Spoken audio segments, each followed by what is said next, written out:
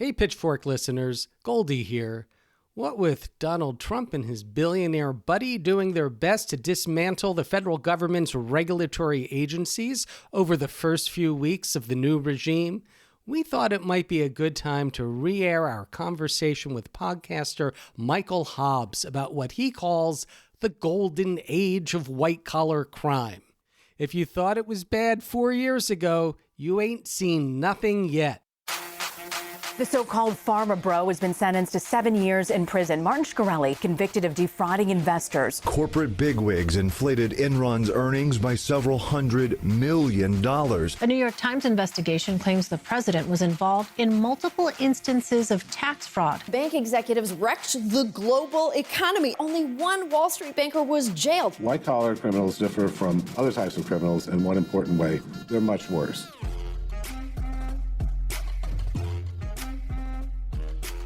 This is Pitchfork Economics with Nick Hanauer, a podcast about how to build the economy from the middle out. Welcome to the show.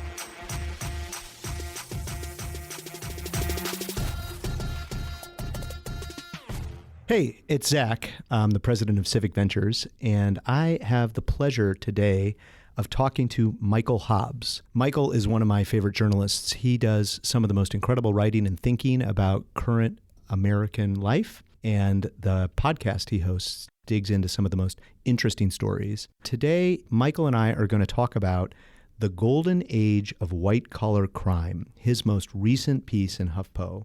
This is about elite law-breaking and how out of control it is. And the subhead here is, this is the grotesque story of an existential threat to American society. So Michael and I are going to discuss his piece. And really, the general gist of it is the rich are enjoying a golden age of impunity that's unprecedented in modern history. He uses a term called elite deviance. And elite deviance is all the legal and illegal social harms that are caused by the wealthy. So, for example, 1 year of white-collar crime is equal to 2 decades of street crime. That's one of the statistics he points out, which is to say when you commit a white-collar crime, you are committing millions and millions and millions of dollars of social harm. And then where this really is prominent is in tax evasion, which has gotten a lot of play, and Michael talks a lot about that both in the piece and when we talk today. And tax evasion siphons 10,000 times more money out of the economy every year than bank robberies do. So these are the kind of elite deviances that Michael talks about in his piece, The Golden Age of White-Collar Crime. I hope you enjoy the pod.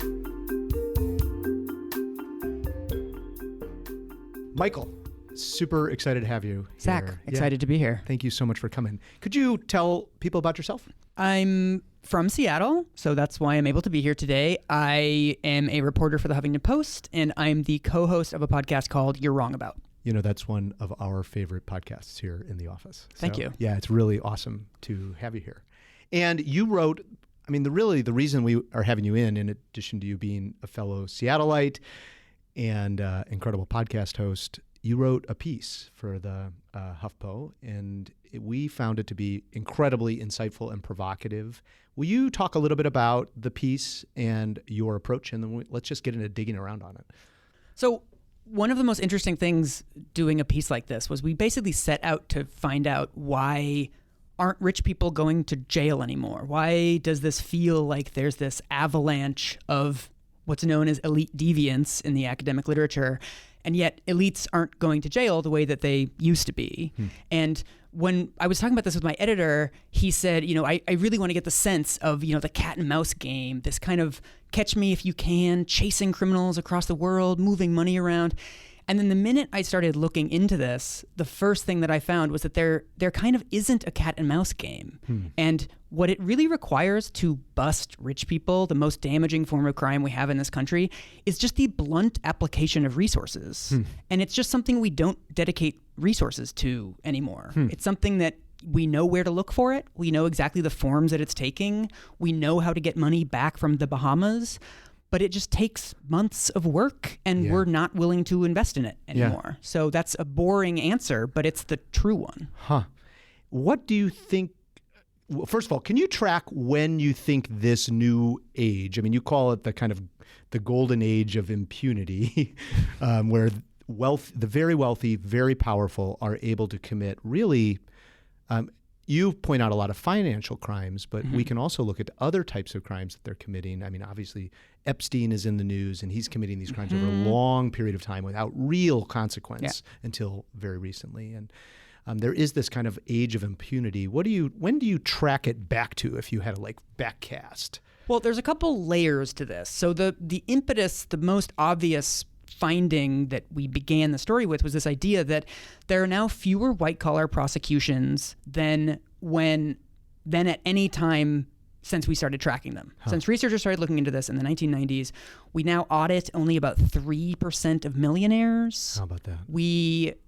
It's in the triple digits somewhere, the number of white-collar prosecutions. And so this is something that, the easiest way to illustrate this is that for the savings and loan scandal in 1989, 700 people were convicted. Wow. For Enron in 2001, about 40 people were convicted. And then for the financial crisis in 2008, one person was convicted. And so there's a very clear sort of line downward of just how much interest we have in this anymore. But what's really interesting is that it's really a nesting doll type of catastrophe. So the first layer of it is just we're doing fewer white-collar prosecutions. But the second layer of it is really that white-collar is not a very accurate term. Because when you start looking into this, what you find is that most of the white-collar prosecutions, I'm making air quotes, are actually low-level stuff. It's like identity theft. I read somewhere that 4 out of 5 people convicted of embezzlement made less than $10,000 a year before they were convicted. Wow. It's middle managers using the company credit card to buy themselves an iPhone. It's not, high level Enron banker securities fraud stuff. And you point out in the piece that this is partially due to if the statistics around white collar crime are inflated.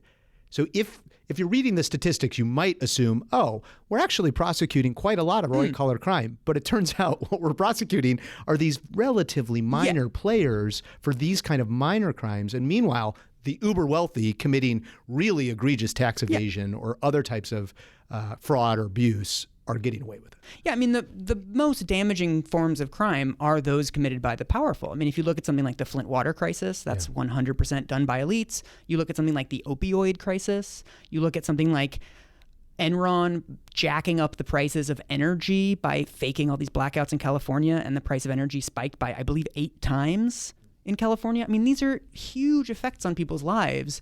And yet our entire system of criminal justice is really meant to go after bad apples. It's bad people working with, it's individuals working with no institutional support. But then the way that one researcher put it to me was we can't go after bad orchards when there's entire organizations that are acting terribly, like, the Catholic Church or like Goldman Sachs or one of these other big financial firms in the financial crisis. It's really impossible for the criminal justice system to pluck any single person out of that and say, you were doing wrong, because the responsibility is so diffuse across the organization that it is almost seen as unfair to say, well, this one person was at the heart of it, because you can't really prove it. So it's difficult to track to when, but we know that over time, and I thought that was an incredible outline, what you're going from hundreds of prosecutions to dozens of prosecutions to one prosecution. And really, so we know that it's declined. And you interrelated in the piece with the fact that we have really deprioritized this as a government, like our federal government in particular, although I assume that this is also trackable at the state level. It takes really time and resources. It's not a game of Clue or Catch Me If You Can. It's actually just really like hard drudgery work that takes real human time and capital and purpose and attention by these agencies. And that's just been wiped out. Yeah. I mean, what the pattern that has repeated itself over and over again since the 1980s is you have these regulation agencies that are supposed to be looking into, polluting in the rivers or toys that are going to kill us or these kinds of background risks to the population. And what happens is these agencies, when Republicans are in government, they cut their budgets. And then when Democrats are in government, they increase the amount they want those organizations to do. So over time, you have fewer and fewer resources and more obligations. And so what this does is it adds up to this thing where every time a scandal reveals how weak these organizations are, Congress steps in and makes it worse. Wow. So, after Enron, for example, we passed Sarbanes-Oxley that puts all of these extra obligations on the SEC, all this, they have to review tons more companies, trillions more in assets, and they get, I believe it was like 200 more inspectors. Jeez. So it's like they're asked to do twice as much and 10% more staff. And then by the time we get to the financial crisis, again, Congress says, well, you were asleep at the wheel. Why weren't you doing this? And then they come in, they pass Dodd-Frank, which again gives the agency way more to do. And then they again give them like 5% more staff. And so we've just set ourselves up for the same thing to happen again, because we're only going back and correcting the mistakes of 20 years ago rather than bringing these agencies up to where they need to be now. One of my favorite moments in the piece is you actually attend this conference. Oh, yeah. Offshore alert. Yeah. Which I love the name of the conference. It's a little like Fraud Guarantee. It's a really clever. Could you talk about going to this conference? Because I assume in the piece you had so much to cover. I wanted to even hear more than what you ended up talking about. Oh, my God. I could have written like 5 essays on that conference. Can you give people context for what it is and how you ended up there, and then just pull out some stories from this experience? Well, it's basically a conference that happens twice a year that is basically like a cops and robbers conference. It's people who investigate offshore wealth, and it's people who hide wealth offshore. So it's a bunch of tax lawyers for the wealthy, and it's a bunch of IRS and SEC agents and, Senate staff who are investigating this stuff. And it has this weird, sense, and it has this surreal kind of vibe where you're watching IRS agents. One of the people that I spoke to there, she can't afford to get her business cards printed. The agency won't pay to print her business cards anymore, so she prints her own business cards with like her IRS email at Kinko's. Like she's spending her own money on this. And then you have these extremely wealthy tax lawyers that have like just flown in from the Cayman Islands. Yeah. They're wearing Rolex watches, and you see these two people chatting over guacamole and just kind of like, oh, how's your year been? Like, hey, how are you? And it's this very strange thing where it's like this truce has been declared. But then what you find when you talk to these people is it's not that these people are really at war with each other the rest of the year and they've called a truce. It's that both sides of this equation know exactly the same thing, which is that the ways that rich people hide their money offshore and avoid taxes is actually pretty easy to unravel if you have the time. So one of the guys that I was speaking to there was, he mentioned, the average millionaire, billionaire, their tax returns are 900 pages long, and they have hundreds of bank accounts and dozens of companies. And so, you get a subpoena, you find out his Bank of America account has all these sketchy transfers from the Bahamas. Then you contact the bank in the Bahamas, you get a warrant from the Bahamas, you get judges, and you finally find out what all these transfers into his Bahamas bank account are. And he says, congratulations, that took you 6 months and cost you $150,000 to do all of that, because there's all this procedural stuff. You have to go down there. They won't let you look at the documents from abroad, et cetera, et cetera.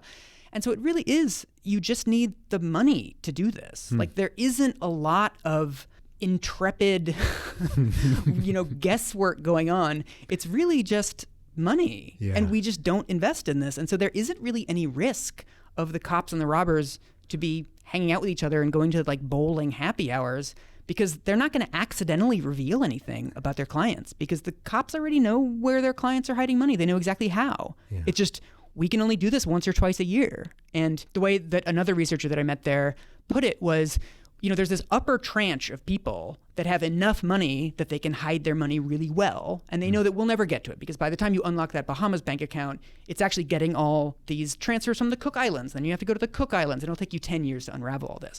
The only people they can really go after are this middle tranche of people who have enough money to hide it, but not enough money to do it very well. So it's not the super rich that they're catching. It's people that are, maybe they're doctor, or maybe they get a big, an inheritance of $1 million or $2 million. But we're not talking about the Jeff Bezoses of the world that are even sort of possible to go after anymore, because it's literally just such a labyrinth to find what they're doing. Wow. We talk a lot on our podcast, and we think a lot about these ideas of... I like your podcast, yes. Oh, thank you. Welcome, welcome to it. about this idea that, there are some very basic human norms that are at play. The most important one is this idea of reciprocity, and that kind of informs our principles of justice. And this whole system, this breakdown where you have an elite group of people who are perpetually getting away with what is pretty self-evidently harms. Yeah. It does seem to seep into the culture. Part of, I think, our idea behind people being angry enough to grab pitchforks is they're very angry about these circumstances. Yeah. Interestingly enough, you can kind of trace it along the numbers that you put out. People were certainly angry in the 90s. They got more angry after Enron and the collapse of a lot of the dot-coms, who are also similarly shady and very shady accounting schemes. And then we end up to the 2008. And some people actually explain some of the great underlying anger that has been out of that because no one paid a price. There was no, everybody understands that when somebody does a harm, there should be some consequence. But no one really paid a price out of that. As you said, there was only one prosecution, and that was obviously a set of choices that were made. And interestingly, one of the interesting things is that this goes back and forth between Republican administrations and Democratic administrations. I agree, certainly, that Democrats want these agencies to do more, but they don't seem willing to give them the kind of resources that are necessary to do more. Yeah. And, of course, it was Barack Obama who made choices about not prosecuting people after the 2008 collapse.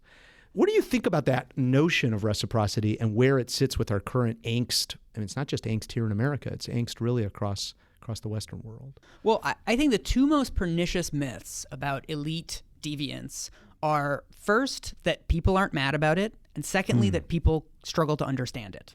That, when you look at things like, there's these technical terms of stock buybacks and these large scale embezzlement schemes, they're stealing. We're talking about lying and stealing. And if you explain it to people in those terms, it's not hard to understand, right? You can gussy it up as much as you want, but it's lying and stealing. And so when you describe to people what's actually going on, people are not as dumb as we think they are. And people, nobody watches Aaron Brockovich and is well, the company didn't do anything wrong. People are mad about powerful people using their privilege to gain even more. That's something that hits us on a gut level. And so I think that's a way, those two myths are ways of blaming us somehow for the reason that these people aren't going to jail. But the fact is that the anger is, if anything, much greater than it was in 1989. And the scale of the wrongdoing is also much greater than it was in 89. But the systems that we have to prosecute these things have just completely broken down. So our anger doesn't get channeled into anything. We don't get this catharsis of having, 65 bankers from the financial crisis go to jail. That would have felt really good. Yes. And we don't have anything that feels good. And so we end up channeling that anger into other things, into Occupy Wall Street, into NGOs, into feisty podcasts, into wherever we can put it. Yeah. But the energy and the anger is still very much there. Yeah, I think so too. We see it all the time. It's one of the things that was really readily identifiable to us when we were thinking through. This was prior to Trump, by the way. Nick Hanauer famously wrote this essay for Politico that was called "The Pitchforks Are Coming for Us Plutocrats," and he was very much identifying this basic dynamic. Of course, it was because of the concentration of wealth and the hollowing out of the middle class, but simultaneously, it was violating these basic reciprocity norms that are about justice and what's fair. And when you combine those two things together, you get a really potent mix of anger. Yeah, there's no question. We talk a lot about laws, and we talk a lot about the idea that laws often are codifying norms. But one of the things that was in place in corporate America for a long time, there were some internal norms that were at play about how people would perform. And so for a long time, part of that was your employees. Certainly it was owners or the stakeholders or stockholders of the company. But you also had an obligation to society in some way. And one of the things that we definitely notice, and obviously it's kind of famously done in the movie Wall Street, where greed is good, is the kind of culmination of this idea that you did not have an obligation to society at all in your corporate behavior. And once you decoupled that, it allows for just you're unmoored from any morality. And that seems to be part of what is going on. Not to say that there weren't always bad actors. There were bad actors in the Gilded Age. There were bad actors throughout all of human history. But there was a very brief period in time, in American history anyway, where there was the social contract construction of the corporation, that we're going to give you certain privileges, but that's going to come with certain responsibilities. Some of those are codified into law, and some of those are just a normative set of standards. And that just got totally broken apart. Yeah. Yeah. I mean, I think one of the most important things to realize about these kinds of crimes is that they're not crimes of passion, they're crimes of calculation. And so to me, cultures grow in the incentives that we give them. And I think that we think that it's like the culture of corporations changed and then the laws followed. But I actually think that it's the erosion of the law change and then the cultures changed with it. Because once there aren't people watching you, one of the researchers that I spoke to said there's no such thing as beat cops for white collar crime. There's no such thing as undercover stings. We don't really have, hotline numbers that you can call. You can't really call 911 and say like, this product is mislabeled and it might be harming people. That doesn't really work. So we don't have any of these sort of low-level, small, reliable punishments, broken windows stuff. Yeah. We don't have any of that for the corporate sector. And so the example that I use in the article is self-checkouts, which we all know self-checkouts from grocery stores, that mostly when grocery stores install them, shoplifting doubles. Yeah. And it's not that people become worse human beings, it's that self-checkouts make it really easy to steal and really easy to write it up as a mistake. Like, oh, I didn't know, or I thought that object scanned, or I typed in the code for carrots when it was really apples or whatever, and they're cheaper. It's really easy to get away with that because you're never really going to get caught for it. You can always explain it away. And we've duplicated those exact conditions across the corporate sector, that we have a profit motive, but we also have a court system that allows rich people to file hundreds of appeals. Whenever they get convicted of anything, they can appeal and appeal and appeal on these tedious, technocratic grounds. And oftentimes their cases get thrown out. I mean, Jeffrey Skilling, the CEO of Enron, got 10 years cut off of his sentence through these technical appeals that the law to convict him was too vague, blah, blah, blah. And it was. It's not a particularly good law. But of course, most of the laws in America are not that good. Like if you challenged, Grand Theft Auto, you would probably get your conviction overturned. I think you could probably find something vague there. Yeah. Right? Yeah. But it's a lot of people in the legal community have gotten salty emails from people saying like, well, the tools that rich people are using are really constitutional protections. And so we don't want to get rid of constitutional protections. But of course, in practice, the only people that have the means to make these endless constitutional challenges are rich people. And so over time, you've had, public corruption law is completely gutted now. There's no longer usefully this concept of honest services fraud, that companies can lie to you to get your money. Yeah, we lost insider trading laws through this, that those have been weakened. I mean, if anyone else had the resources to do this, we would also see an erosion of those laws, but we don't have the money behind that, and we also don't have judges that are willing to hear out these defendants, right? Of judges that are from the same demographic groups as the defendants. They are mostly white, they're mostly male, they are old, their base salary is $210,000 a year. And, I talked to prosecutors who used to prosecute gangs and now prosecute white-collar criminals, and they said, the kinds of challenges that rich people are bringing against the laws used to convict them, or the search warrants or whatever, that, like, you'd get laughed out of court if you tried to do that as a gang member. They'd be like, LOL, nice try. But then when it comes to CEOs, it's like, oh, we'd really better hear him out. Like, there might have been a miscarriage of justice here. Wow. And it's really, I think, disingenuous to not see this as a problem. The legal system really can't maintain convictions. The one that I think about all the time is that the only person in the Catholic Church that was higher than an actual abuser who was convicted of the child sex abuse scandal, there's only one person. This is like the sad epilogue to the movie Spotlight. He had his conviction overturned by arguing that by telling the jury about the Catholic Church's history of covering up sex abuse, that biased the jury against him. So he's no longer convicted. It's not clear how he's going to be retried, whether he's going to be retried. One of the witnesses is now recanted. It's very complicated. And so on some level, you can say, like, well, it probably did bias the jury against him. And, it is maybe a little bit unfair to say you work for this organization that's bad and you must be bad too.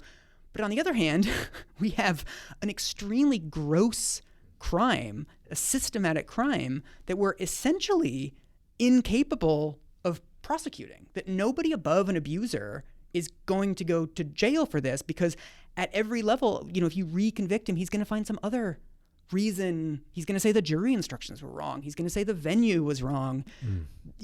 These guys can always get these convictions overturned on these challenges that kind of seem reasonable, but overall in the aggregate is like, no, this is bad. Yeah, and particularly, and I think your point about that and the judges is, it is at that level of a kind of structural racism and built-in biases where that judge has sympathy for that defendant, but would not have sympathy for a young black man, for example. In ways that are invisible to them, in ways they don't realize. That's right. Yeah. They would never self-identify in this way. Yeah. Of course not. They're just administering justice. And then simultaneously, of course, the resources that Catholic official has to be able to go back over and over and over again and chip away at their conviction are just not available to other people inside this system. Yeah, I thought that was very interesting. I also thought the other thing that struck me in reading this is how judges think about their role in this legal system, which is they do think that they are protecting some constitutional rights here, right? I mean, they see themselves as administering justice when they are helping people get off.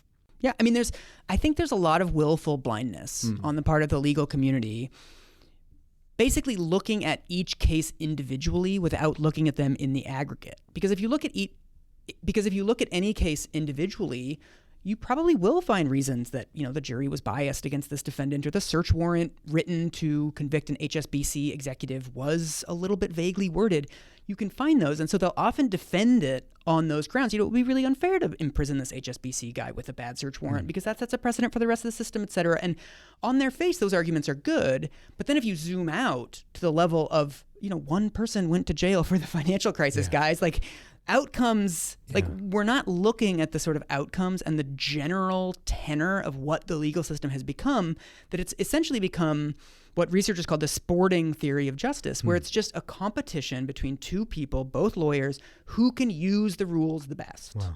And oftentimes judges are these referees in the middle who are like, well, Bob, you use the rules the best, so your person who may have covered up systematic sex abuse is just gonna go free. Sorry, everybody, that's the way the cookie crumbles.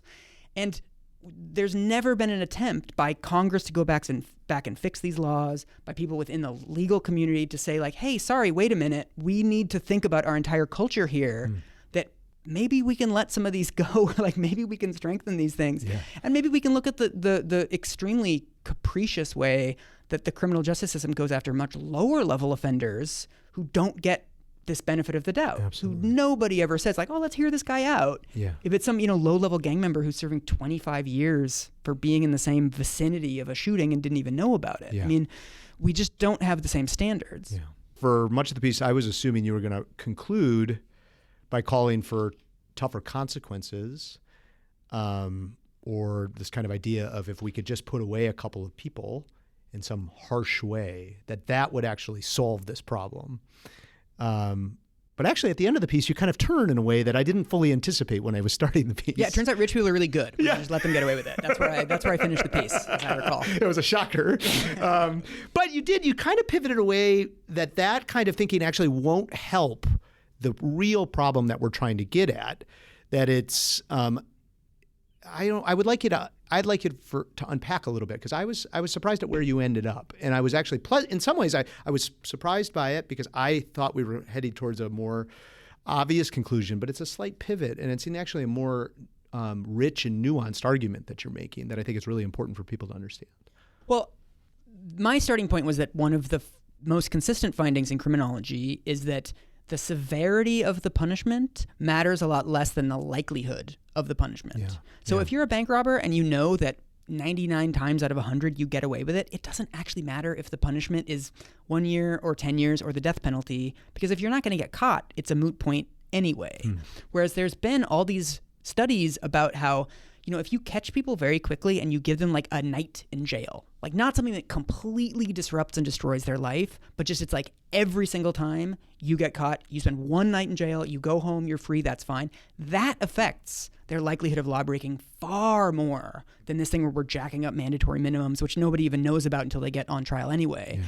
And so for the corporate sector, for elites, we basically have total impunity, nothing, 50 years, right? That if you look at the sentences, you can do 25 years for securities fraud. You can pay a $25 million fine. I mean, it's the sentences that we have for these crimes are plenty long. They're plenty harsh. We don't need to make them longer. We don't need to jack up the fines. Like the things that would make us feel good, like put them away for life.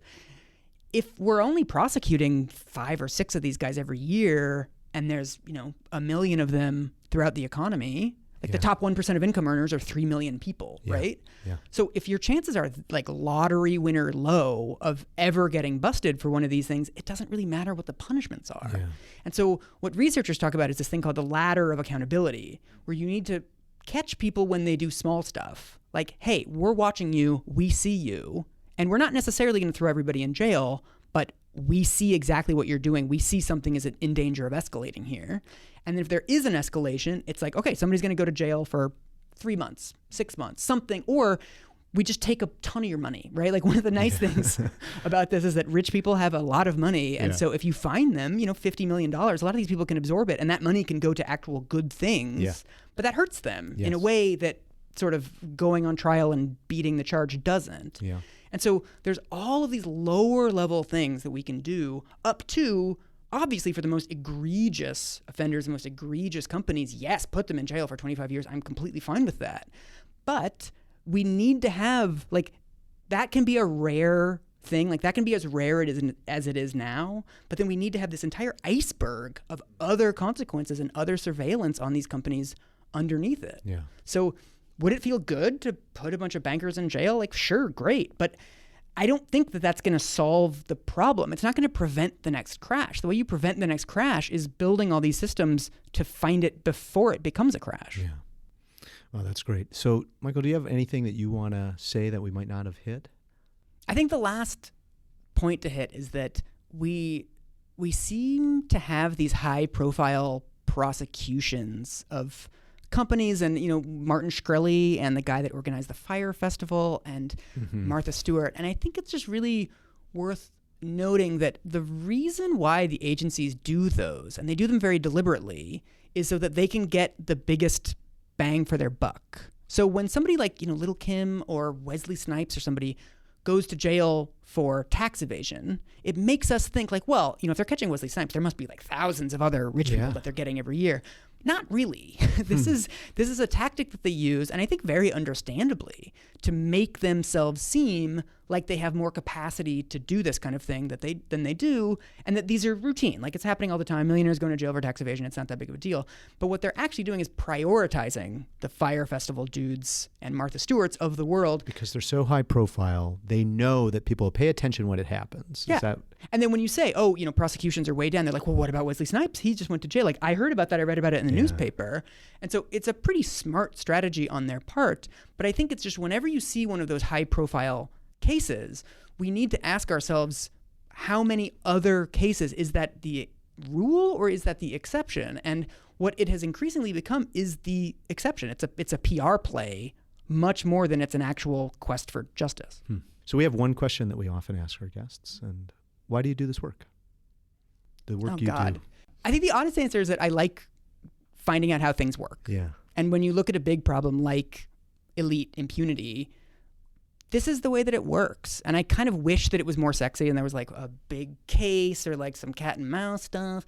But it's really just boring. Like, we need to fund our public agencies, and we need to let people that are experts in this, like people, low-level people in the SEC, low-level prosecutors, people that actually care about this stuff, we need to trust them and just give them, like, how much does the SEC think that it needs to actually fulfill its mandate? Like, let's ask those people, and if it means quadrupling their budget and hiring 10,000 more inspectors, then let's trust people that know what they're doing about this. We've had this top-down helicopter-y approach, and I just think we just need to ask the people that care about this stuff and know more about it than we do and see what they need. Yeah. And so that tends to be my answer to every problem that I look into as a journalist. But it happens to be extremely relevant in this case. Great. Well, thank you so much for coming in. Thanks for having me. Yeah.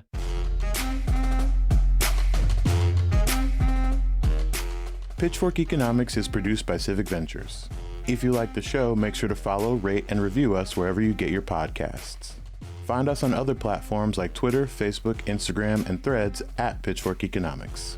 Nick's on Twitter and Facebook as well, @NickHanauer. For more content from us, you can subscribe to our weekly newsletter, The Pitch, over on Substack.